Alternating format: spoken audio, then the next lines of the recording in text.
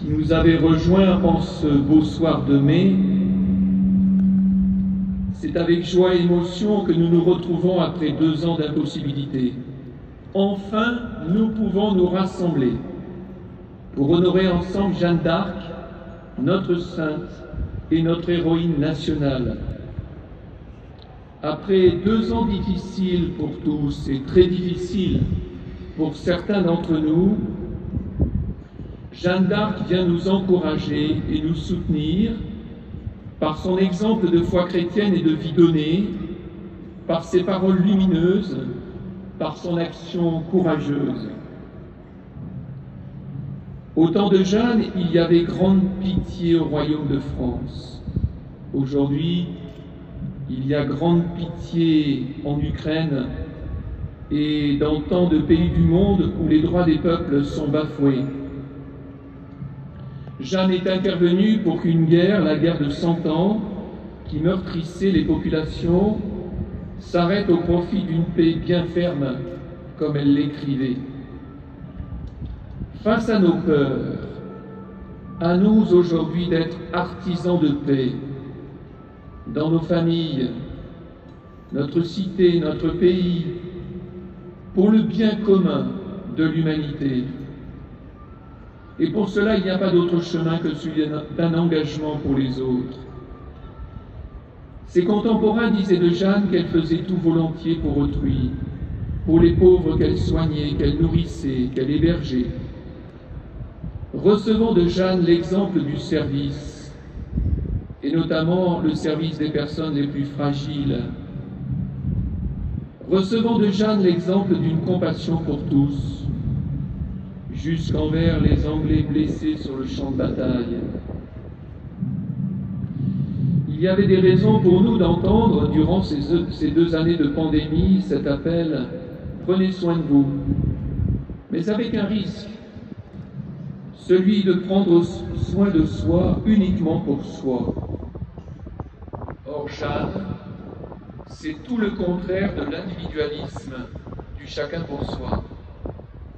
Elle demeure un exemple pour nous parce qu'en elle, tout est service pour les autres jusqu'au don de sa vie. Mes amis, de quoi notre société a-t-elle besoin aujourd'hui? De communion.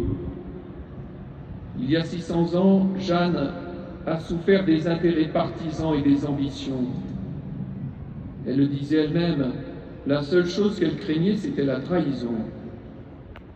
La tentation d'éliminer celui qui n'est pas dans la norme et qui gêne est si prégnante aujourd'hui. Je pense à la personne âgée, à celle qui a un handicap.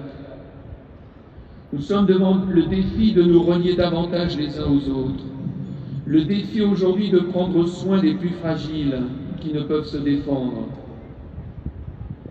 Nous sommes invités à oser davantage prendre le temps de nous écouter, de nous rencontrer, de rencontrer notamment celui qui est différent, parfois notre voisin, alors que si souvent nous sommes enclins à le juger et à le rejeter sans le connaître.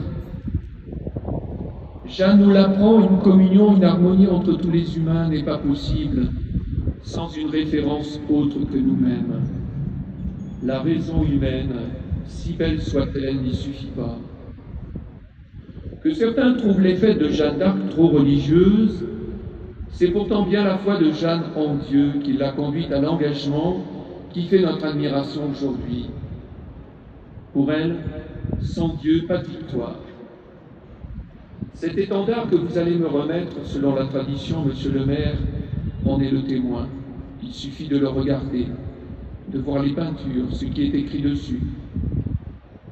Les documents historiques nous rappellent aussi que Jeanne, à la stupéfaction de ses bourreaux et de beaucoup d'assistants à sa mort, a crié en cet instant pathétique et ultime le nom de Jésus, qui l'avait accompagné toute sa vie.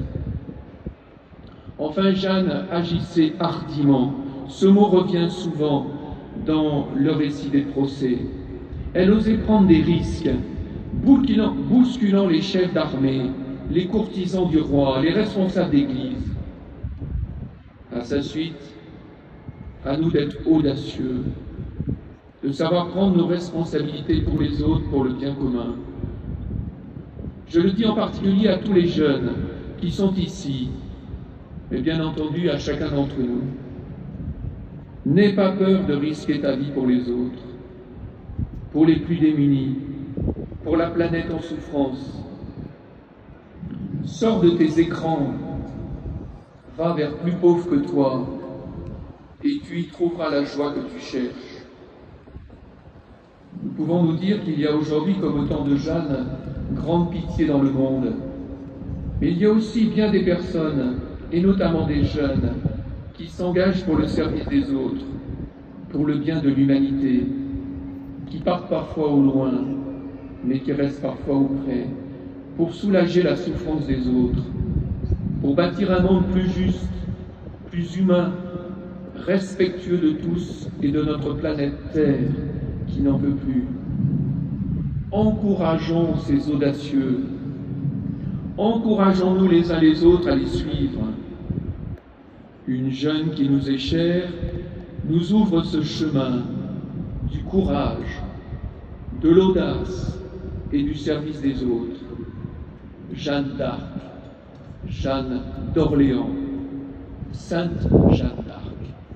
Bonne fête à tous.